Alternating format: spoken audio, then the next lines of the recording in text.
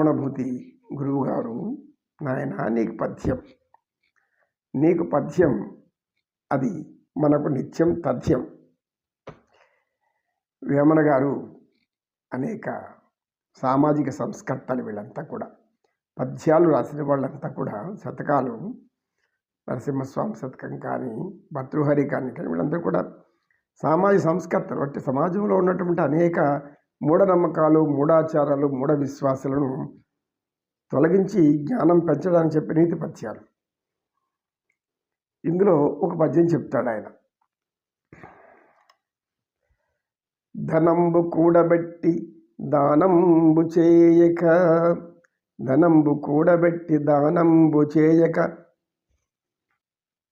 ధనంబు కూడబెట్టి దానంబు చేయగ లెస్సగా మిగులబెట్టి దాచుకొని దాచుకొని దాచుకొని చివరకు తేనెటీగలు తేనె కూడబెట్టిన చందంబు విశ్వధావిరామ వినురవేమా. ధనం అనేక మంది కూడబెడతారు. ధనం కూడబెట్టకపోతే బ్రతుకు గడవదు. ఎందుకంటే పొదుపుగా ధనం వాడాలి. ధనాన్ని పొదుపులో ఉంచుకోకపోతే అదుపు తప్పిందంటే జీవితం నరకమవుతుంది, కష్టమవుతుంది. ఎందుకు? అనేక అప్పులు చేయాల్సి వస్తుంది. ఆ అప్పులు తీర్చలేక అప్పుల మీద అప్పులు వస్తూనే ఉంటుంది. తెలియకుండా అమాయకంగా చాలామంది చేసేవాళ్ళు ఉంటారు, బాధపడేవాళ్ళు కూడా ఉంటారు. కనుక ధనాన్ని దుర్వినియోగం చేయకూడదు, సద్వినియోగం చేయాలి.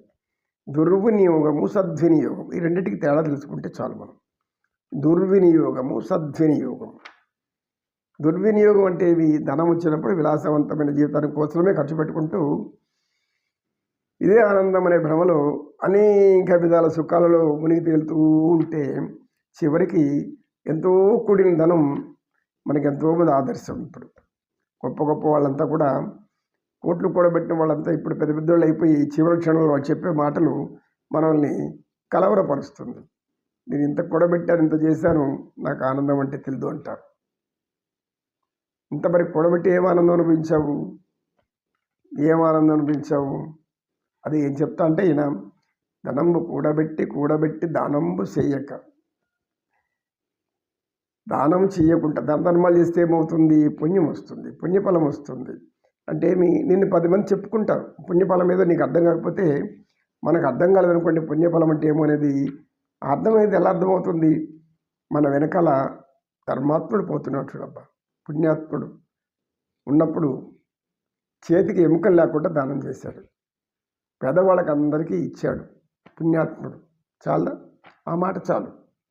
పుణ్యాత్ముడు, ధర్మాత్ముడు అని చెప్పుకుంటే అది నీకు ఎంతో సంపత్తు సమాధానం. అది తరతరాలకు కూడా ఆ పేరు మిగిలిపోతుంది. వీళ్ళు పలాని వాడి కుమారుడు, పలాని వాడి మనవడు, పలాని మనవరాలు, పలాని వాళ్ళ బిడ్డలు అంటే ఆ కీర్తి అలా ఆ పుణ్యం వాళ్ళకు కూడా సంక్రమిస్తుంది. ఎవరికి? భార్య బిడ్డలకు, బిడ్డల తర్వాత వాళ్ళ బిడ్డలకు కూడా ఆ పుణ్యం అలాగే వస్తుంది. మహాత్మా గాంధీ దేశ స్వాతంత్రం కోసం సత్యాన్ని చేతిలో పట్టుకున్నాడు.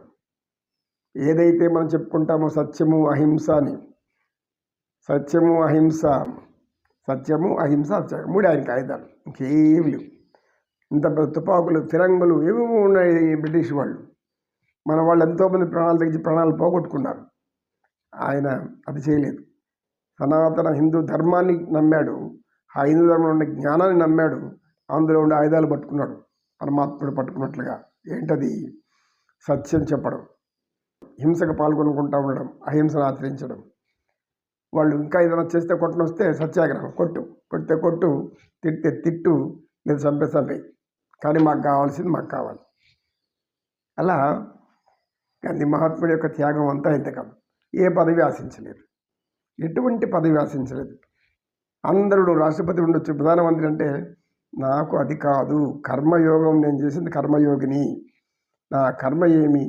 మన భరతమాత సంఖ్యలను తెంచి భారతీయులకు స్వాతంత్రాన్ని ఇప్పించి బానిస బతుకు నుంచి బయటపడేయాలి అనే లక్ష్యం ఆయన పిలవగానే దేశం కదిలింది. కాశ్మీర్ నుంచి కన్యాకుమారి నుంచి కాశ్మీర్ వరకు ఆయన మాటకు విలువ వచ్చింది. ఎందుకు ఆ విలువ? సత్యాన్ని నమ్మాడు కనుక, సత్యం చెప్పాడు కనుక, సత్యం మీద నడిచాడు కనుక. సత్యానికి ఉన్న శక్తి, మాటకు అంత ప్రాణం వస్తుంది. మాటకు ప్రాణము సత్యము, గోటికి మానము ప్రాణము, చీటికి ప్రాణంబు రాలు సిద్ధము సుమతి. ఇలా పద్యాలు అనేక ఉంటాయి నీతి కోసం మనకు. అలాగా ఈ యొక్క మనం ఈ త్యాగాన్ని ఆనందిస్తే త్యాగం అనేది ఏం చేస్తుందంటే మనకు మంచి పేరు తెచ్చిపెడుతుంది. అది విశ్వదాభిరామ్ చెప్తున్నాడు. నీవు కూడింది వచ్చింది అది 10 తరాలకు తినేంత కూడా ఉండవచ్చు, కాదు 100 తరాలకు కావాలని అనుకుంటూ ఉంటే అది దురాశ, పేరాశ, ఆ ద్వారా దుఃఖం అంతకంటే ఏం ఉండదు. చివరిలో అయ్యో ఇంత కూడా పెట్టినాను ఏమి తినకుండా పోతున్నానే అనే బాధ చివరిలోకి వస్తుందంట. చివరిలో అంటే అనుభవించేవాళ్ళు అని చెప్తారు.